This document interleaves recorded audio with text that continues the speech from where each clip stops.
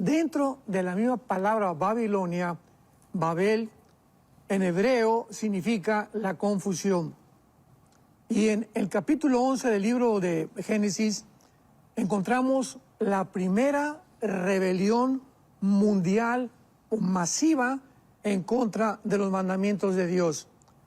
Rápidamente, como un antecedente, vino el diluvio, la destrucción humana, donde sobrevivieron solamente 8 personas.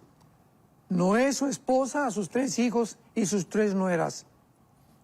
Y viene de Cam, uno de los hijos de Noé, en el capítulo 10 del Génesis, que su hijo primero fue Cus, y de Cus nació Nimrod. Entonces se encuentra en Génesis 10, del 1 al 4. Y Nimrod, o sea, el nieto de Cam, que fue la descendencia que originó más problemas y que continúa desarrollando problemas en el mundo, que es la tierra de Canaán o los cananitas, amorreos, jebuseos, etcétera, etcétera, de donde está actualmente el conflicto más grande de toda la historia, que está en el Medio Oriente. Vemos que Nimrod se le nombra el primer rebelde de la historia.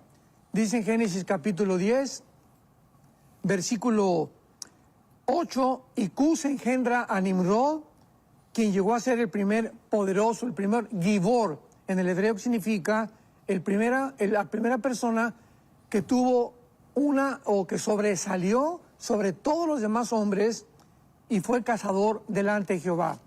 Aquí la palabra no significa que haya sido cazador de bestias o de animales, sino fue el primer cazador de seres humanos, por lo cual se dice Nimrod, vigoroso cazador, y el comienzo de su reino fue Babel.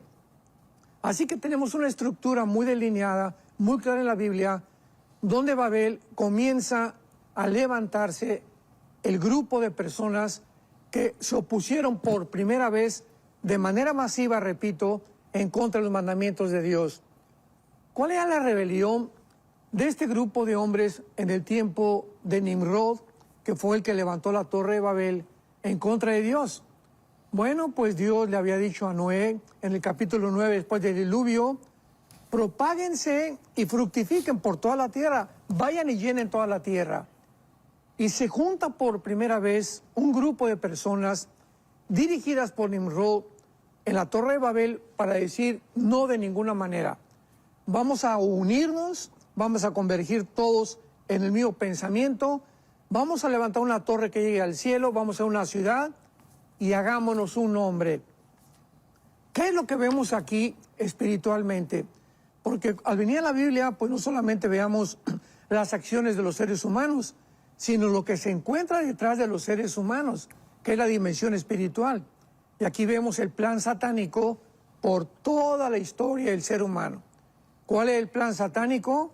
Que no hubieran varias naciones, que se reunieran todas en un solo grupo, porque a Satanás le conviene dirigir más a un solo hombre que a 200 presidentes que hay actualmente en las naciones en el mundo. Es mucho más fácil influenciar un solo hombre y que ese hombre influencie a todas las demás naciones. Entonces aquí vemos que este plan se va a culminar con la llegada del anticristo. El anticristo, ¿cuál es el plan del anticristo? Un solo gobierno, un solo hombre como líder, una sola religión, un solo poder político, una sola economía, un solo ejército. Así que lo que comienza en Babel va a terminar con el anticristo. Muchos geólogos, paleontólogos y arqueólogos han tratado de precisamente buscar dónde se originó el ser humano y han descrito al África, al continente africano, como el inicio de la raza humana. Es una grande equivocación, desde luego, esa es la opinión que ellos tienen, porque no hay nada científico ni tampoco genético en esta descripción. Pero la Biblia claramente nos muestra que cuando Dios llama a Abraham, que ya después del diluvio, ahorita estamos situados históricamente a 1500 años desde Adán. Adán sabemos que vivió 930 años, después tuvo a Set, después Set ya vino toda la descendencia, Enoc, Lamec, y después viene Noé, que estamos hablando que a los 500 años Noé tiene a sus 3 hijos. O sea, cuando él comienza en el arca, es cuando comienza el diluvio, y a los 600 años después que Noé tenía ya de edad, vemos nosotros que sus hijos pues ya tenían sus esposas con sus descendientes que nacieron en la nueva tierra. Pero esto es importantísimo porque cuando Dios llama a Abraham, lo llama de Irak, de Ur de los Caldeos, Génesis capítulo 11, capítulo 12. Y cuando vemos que viene de Irak, toda esta zona de la Mesopotamia que acabas de mencionar, que está dividida por 2 ríos, el Tigris y el Éufrates, aparecen en Génesis capítulo 2, donde se encontraba el huerto del Edén. O sea que bíblicamente no hay vuelta de hoja. Sabemos claramente que el origen de la civilización tuvo lugar en el Medio Oriente. Y es importante que así como aparece el río Éufrates, desde el principio de la civilización y Babilonia, termina en el Apocalipsis, Apocalipsis 9, el río Éufrates, donde están atados 4 principados satánicos que van a ser desatados en la tribulación, y Babilonia también. Entonces, cuando vemos nosotros estas características, pues no podemos más que alabar a Dios por la grandeza, la exactitud, la veracidad, los impresionantes detalles de las Sagradas Escrituras, que no se encuentran en el hinduismo, ni en el islam, ni en el budismo, ni en ninguna otra religión, ni en ningún otro libro de los billones de volúmenes de literatura que hay en las bibliotecas. Entonces la Biblia nos describe claramente el origen de la humanidad, y cuando vemos que después del diluvio ya se reúnen, como decíamos anteriormente, masivamente para irse en contra de Dios, es importante que podamos entender el plan que hay detrás, porque en esto tenemos que enfatizar. Es Satanás el que desde el principio de la humanidad ha tratado de destruir la semilla que Dios profetizó en Génesis 3:15. Entonces, toda la Biblia lleva una línea de una semilla. Toda la Biblia está caracterizada genéticamente, porque el Mesías tenía que venir de la semilla de Eva, de la primera mujer que se le llama la madre de las naciones, ¿verdad? Entonces, Eva tenía que ser la progenitora para que pudiera descender de ella la semilla, y tenía que ser un varón el que vendría como Mesías. Entonces, por esta explicación de que José no se podía meter con María, porque la semilla o el cromosoma YX de José estaba infectado. Qué increíble que hace 2000 años la Biblia nos relatara la historia de María y de José, que no podían ellos más que tener una amistad, no se podían reunir sexualmente para que el Mesías naciera de una forma virginal. ¿Y por qué? Porque la Biblia lo explica desde el principio del Génesis, claro, que la semilla de la mujer iba a herir a Satanás, y la semilla de Satanás iba a herir entonces a lastimar al Mesías. Entonces aquí lo encontramos claramente definido. Y otra cosa importante es la siguiente: el capítulo 10 del Génesis no está cronológicamente ordenado con el capítulo 11 del Génesis, porque el capítulo 10 del Génesis es el resultado de la dispersión del capítulo 11. O sea, que el capítulo 10 debería ser el capítulo 11 y el capítulo 11 debería ser el capítulo 10, porque la Torre de Babel es primero, y ya después de esta dispersión que hubo, vinieron entonces las 70 naciones que se encuentran en el capítulo 10. Y lo vemos también en el libro del Apocalipsis. Si vemos a Apocalipsis capítulo 13, ya el anticristo está gobernando. En el capítulo 11 apenas está saliendo la bestia del abismo. En el capítulo 17 ya está gobernando o comenzando a gobernar con las religiones del anticristo. Ni entonces el Apocalipsis, concluimos, tampoco es un libro cronológico ordenado, sino que Dios los ha puesto de esta manera para que nosotros podamos estudiar, investigar y poder acomodar, ordenar las cosas, para que en eso está nuestra responsabilidad. Dios nos diseña y nos da las piezas del rompecabezas y nosotros las acomodamos. Entonces muchas veces no tenemos el rompecabezas que creíamos que podíamos tener hasta que continuamos estudiando las Sagradas Escrituras. Nos encontramos exactamente a 1500 años desde Abraham. O sea, el diluvio tuvo lugar 1500 años a partir de Adán, perdón. Entonces, de Adán al diluvio, a Noé, estamos con 1500 años de historia. Ahora, esto es claro porque en esos 1500 años de historia, ¿qué idioma se habló? ¿Qué lengua se habló? El hebreo, con algunas variaciones de arameo, porque el arameo ya lo absorbieron más en la cautividad babilónica hasta el tiempo de Daniel. Entonces encontramos que aquí tenían, dice Génesis 11:1, toda la tierra una sola lengua, que es la palabra safán, con ese de Samuel en el hebreo, y una misma palabra. O sea, hasta aquí todo el mundo hablaba hebreo. Y cuando viene esta dispersión y este juicio de Dios en contra de esta obra que estos hombres querían hacer, las lenguas son cambiadas, y esto es increíble porque hasta este momento no existe ninguna descripción de ningún lingüista, de ningún etimólogo que pueda decirnos cómo se originaron los lenguajes. Sabemos que tenemos raíces hebreas, griegas y latinas principalmente, que son el fundamento casi de todas las lenguas que se hablan actualmente en el mundo. Y después los dialectos que ya se derivaron de algunos lenguajes como barbarismos, ¿verdad? Etcétera, etcétera. Pero este es increíble porque dice la Biblia que entonces tenían unas mismas palabras y entonces salieron del oriente, venían todos este grupo de personas y se juntaron en la llanura de Sinar. Génesis 11:2. Cuando hablamos y oímos en la Biblia la tierra de Sinar, esto es muy importante, la tierra de los caldeos o Babilonia, estos tres términos se refieren al mismo punto geográfico.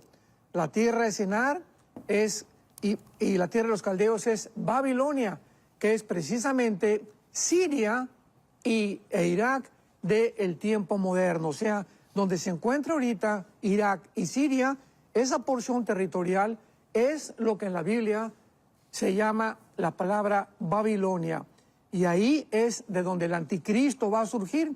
Bíblicamente, bueno, ya hemos hablado mucho de esto, pero ahí también va a reconstruirse un centro comercial, Zacarías capítulo 5, que va a controlar el mundo entero en el comercio y que va a ser destruido en Apocalipsis 18 con la Babilonia comercial.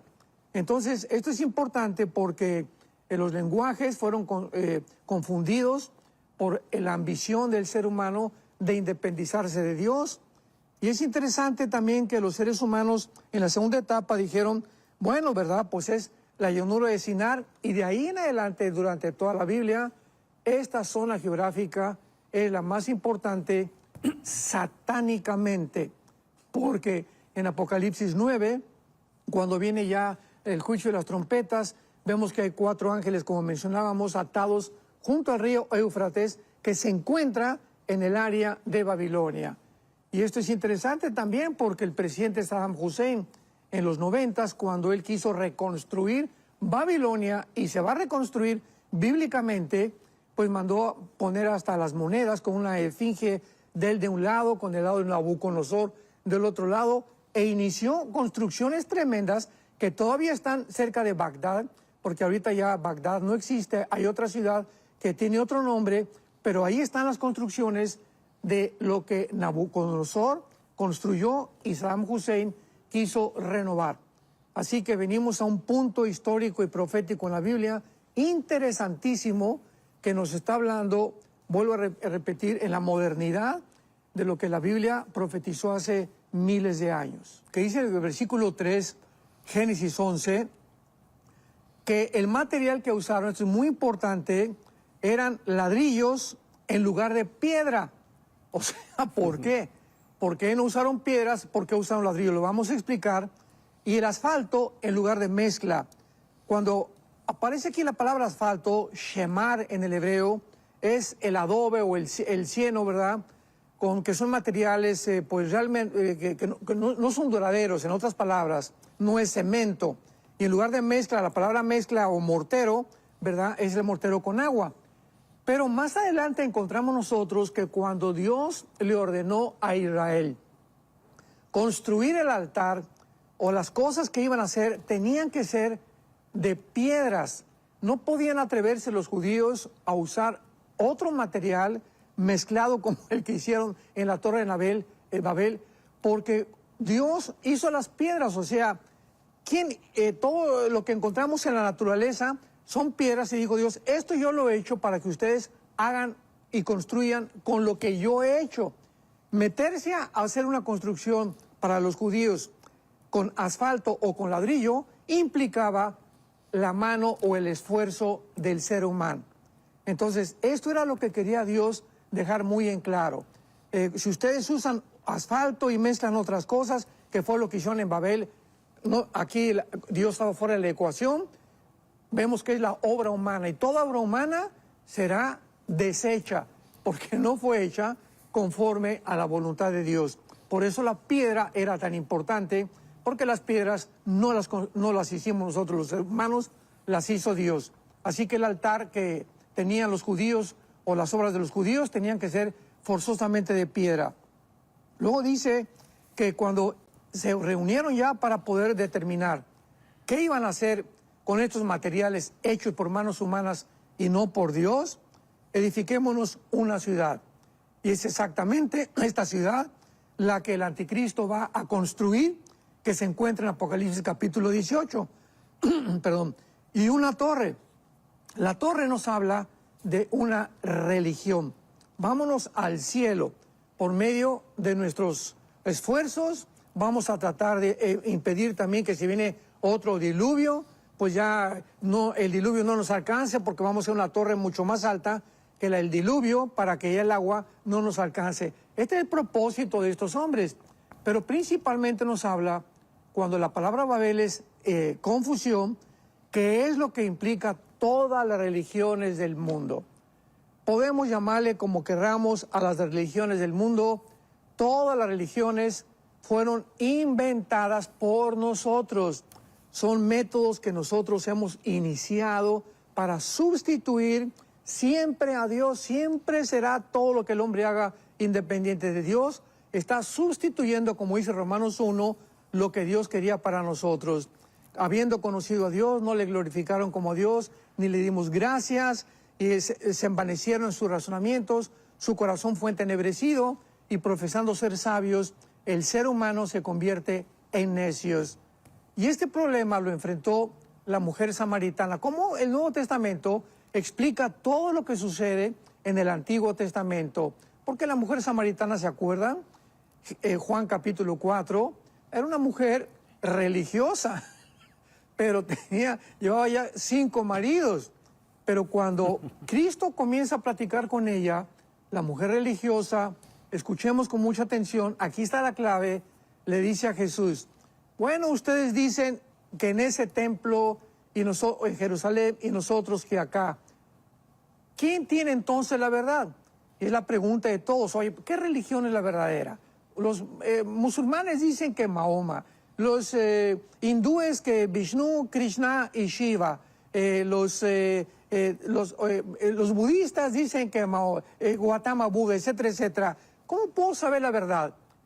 Y Jesús le contesta a la mujer samaritana con 2 palabras nada más, deshaciendo lo que es todas las religiones. O sea, ninguna religión te va a ayudar, ni en ninguna religión se encuentra la salvación. La exclusividad de la salvación, le dice Cristo, mujer, créeme a mí. O sea, no creamos ninguna otra religión, ningún otro libro, creámosle a lo que Jesús dijo. Nadie va al Padre si no es por mí. Así que cuando le creemos a Jesús, ¿y dónde está Jesús? Pues en las Sagradas Escrituras. Y venimos a la palabra de Dios a encontrar las palabras de Jesús. En sus palabras vamos a encontrar la vida eterna. En la Biblia encontramos las teofanías, que son las apariciones de Dios en forma humana, como el ángel de Jehová, por ejemplo, que es un término que se usa para que veamos que era Jehová realmente, en la persona de Cristo ya en el Antiguo Testamento, en forma humana apareciéndose a los hombres. Nos habla Dios de los ojos de Dios, que sus párpados ven, sus ojos examinan. Nos habla en Daniel 7 que Dios está sentado. Para que esté sentado, pues tienes que tener la figura humana, con el pelo blanco, como un anciano, etcétera, etcétera. Y todas estas formas en las que la Biblia usa, o este lenguaje, es para que nosotros podamos, en el limitado conocimiento y lenguaje que tenemos, poder entender o a buscar una cosa que pudiera ser paralela a lo que espiritualmente Dios nos quiere describir. Y por eso dice el versículo 6 de Génesis 11, dijo Jehová, el pueblo es uno, o sea, ya nada los va a hacer desistir. Y han comenzado y nada les hará desistir ahora de lo que han pensado hacer. Siempre cuando Dios ve que el ser humano, tanto individual o familiar, o nacionalmente o mundialmente, llega el punto en el que yo no quiero saber nada de Dios, yo voy a hacer esto, yo voy a hacer aquello, no hay ningún problema. Ahí es cuando viene el juicio de Dios. ¿Y sabes cuál es el juicio de Dios? Dejarte hacer lo que tú estás haciendo. Entonces, si alguien quiere insistir,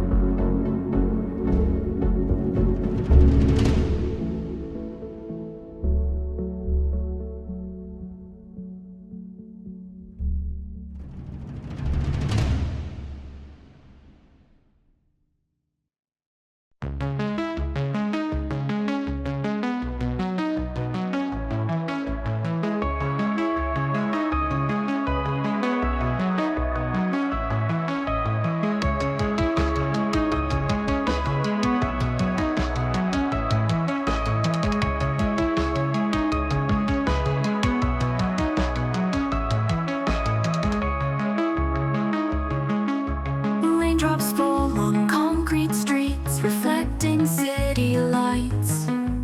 Each drop a shattered mirror of all our fractured, fading nights. We chase the ghosts of summer through streets of neon glow. But autumn winds blew colder and whispered, let it go. Raindrops fall on concrete streets, reflecting city lights. Each drop a shattered mirror of our fractured, fading nights. We chase the ghosts of summer through streets of neon glow. But autumn winds blew colder and whispered, let it go. Now echoes of your laughter haunt the corners of my mind. A bittersweet reminder of what we left behind. The air is thick with longing, a static symphony of whispered promises and dreams we thought could be. This city holds our secrets in its concrete veins, a labyrinth of memories where love still softly rings, but where we're caught in the static between the signal and the noise. Two souls adrift, searching for connection in the void. I walk these